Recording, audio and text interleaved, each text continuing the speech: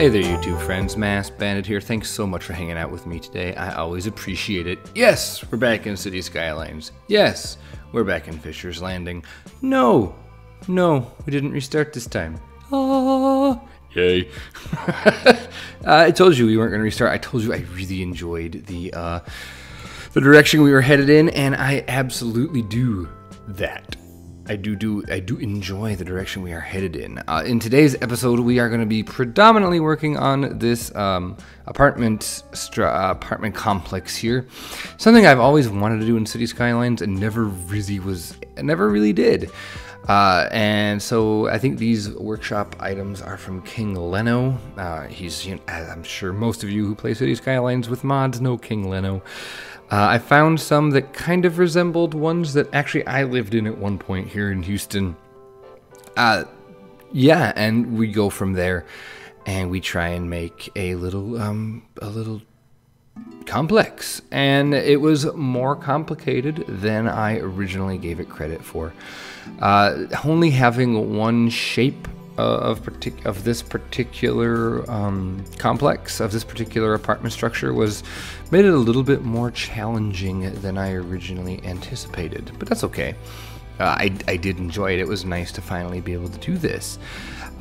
You'll notice that I am trying to make it a large complex, and you might think maybe there's too much in the way of concrete or just not enough green space by the end of it, but maybe that's just me being a little jaded with the apartments that I've lived in here in Houston.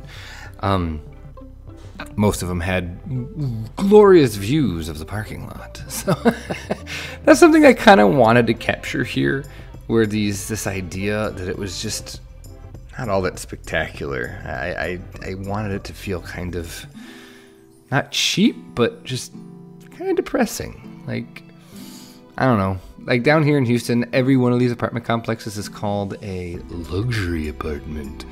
I don't know what that means. What makes something a luxury apartment?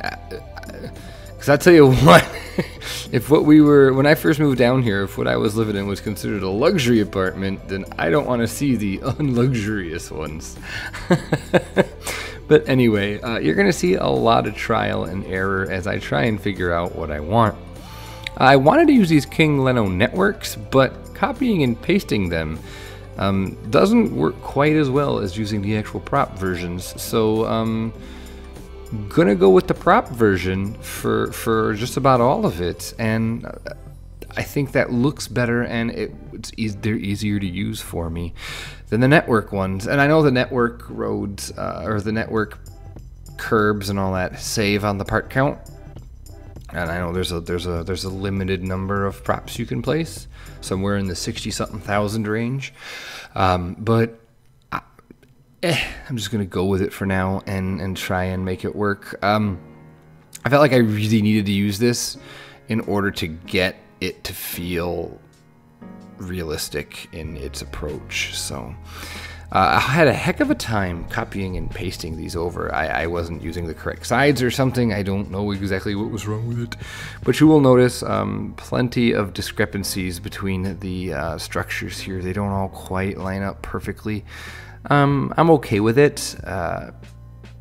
After a while, it just got to the point where it was like, all right, we've got plenty of apartments here. Let's get them done. Let's make them look decent. So one thing I definitely wanted to add was a pool area, and I ended up having this little area here, this open spot. So it felt so weird plopping the pool down in the middle of some concrete, but I mean, I knew it wasn't going to stay like that. But it just, man, it's hard. You just gotta. It's a lot like in Planet Coaster, for those of you that watch my Planet Coaster content, where you start with something and you say, "Oh, that's not all that great, but I'm gonna keep going and keep adding details." And as you do, it starts to come. Your idea starts to come into focus a little bit more, and you just gotta kind of trust yourself and trust the pieces and trust the idea and the execution, and eventually you come up with something that's pretty decent. And it really wasn't until I moved those apartments right there into place and surrounded the pool area that it really felt right. And once I had that in, I was like, all right, we're going places now. because that is exactly how it was where I lived back in the day. We had some apartments surrounding the pool complex. And so we threw in some really simple props, some chairs, and eventually we'll throw in some barbecues and some easy path covers and stuff, just to make it feel a little more complete. One of the things that a lot of these apartment complexes have is an abundance of iron fencing, just to keep all the people that don't actually live there out and to protect themselves from, well, potential lawsuits, I'd assume, with pools and such what. So yeah, that's kind of, you'll see once we get into it, we start putting a lot of fences down, because that's totally, I think that helps sell the realism. It doesn't necessarily lend itself to beautiful apartment complexes, but I think there's a certain beauty in doing the realistic part, making it look kind of, well, jank. If you've only watched some of my Skylines content, if you're just finding me on this video, or you've only been watching the Fisher's Landing series, one of the things we talk about a lot in our Planet Coaster videos is making things look jank. When you're building for realism, there's always ugly parts. There's always the parts that you're supposed to kind of not look at. You know, the logistic parts, the not pretty parts. Everything has those. And so taking that idea and applying it here in Cities Skylines means that there are going to be some places that are a little less desirable, a little less beautiful. And I think this apartment complex is a great example of that. There are certain angles where the apartment complex looks really, really nice. But then there's other angles where it's just like, oh God, that's a mess. That's a mess of it's a mess of concrete. So once we had most of it done, I wanted to go in and start fleshing out the coastline again, bringing it farther down the way. And I think that helps a lot set the apartment complex in place. Also tried a smattering of different bridges, and didn't dig these concrete ones will do well, but these are also, I'm pretty sure these are also King Lenos. Maybe not. I don't think these are King Lenos. But anyway, these will once we get electricity in, which will probably be in the next episode. Once we get electricity in, they will actually illuminate at night, and that'll be pretty cool. So we might use these in a couple different places. So even though Portland is our inspiration, and they have, like, every one of their bridges is different. All the bridges that cross the river in Portland are apparently different.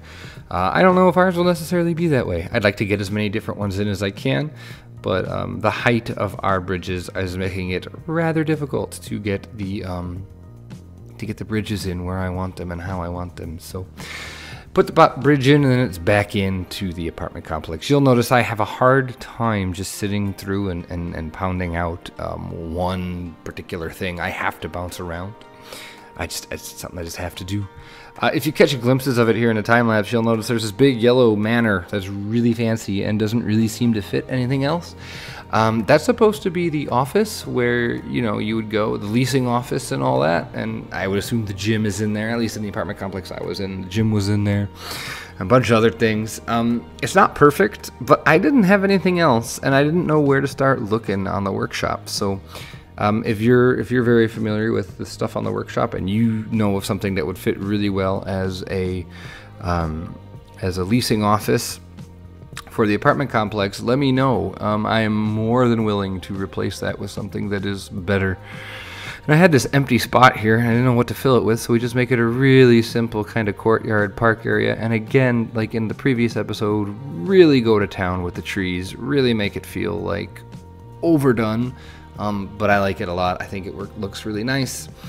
And again, it's that little bit of, oh, isn't this nice, when you realize you're surrounded by concrete. And then putting in extra parking spots. You'll notice there is a parking garage off to the side. When I showed my wife, I always bounce ideas. I tend to bounce ideas off my wife and consider what she thinks. In this, she thought that the parking lot was too far away and should be more centrally located.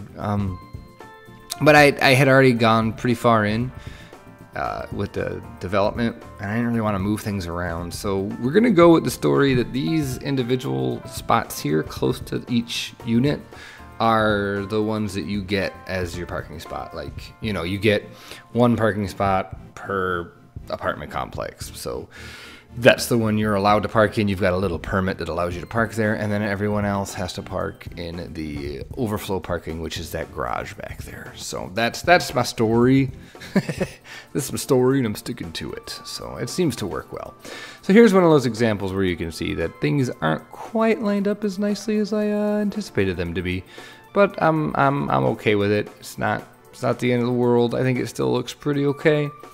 And again, you know what I should do, and I didn't do, and I need to now that I'm watching this? I need to go in and rough up the concrete a bit. I need to throw in some decals, some of the broken ground or the dirt ground or the, you know, just add some grime to it, because these apartments wouldn't be brand spanking new, and even if they were, the concrete wouldn't look this good no matter how long it'd been there. So yeah, I think we'll go in and add some decals to kind of give it a little bit of depth. So this 4x4 concrete decal, I guess, has come in really, really handy here, because as you're using the terrain paint there, as you're using the terrain, it doesn't, it adheres to its own grid, and it doesn't always line up with what you're doing. So this 4x4 thing is really nice. I use it quite a bit here to shore up the edges.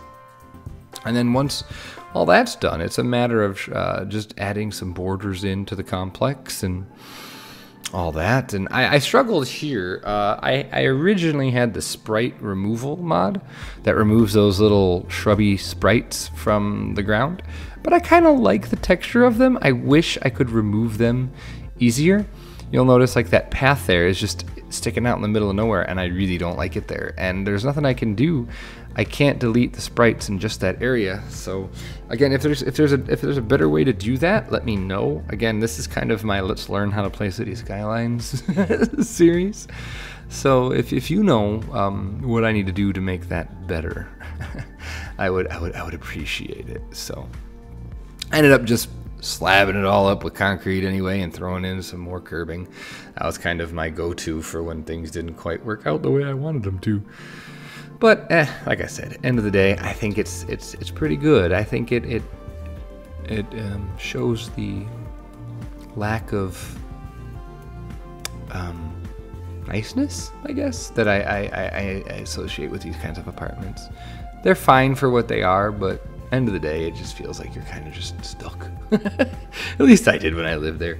I mean, don't get me wrong, I enjoyed it, but it got to a point, actually, little story, it got to a point where the rent on the apartment we lived in was actually going to cost more than the mortgage on the house I currently live in. That was when it was time to say, let's move. So here's a good look at that.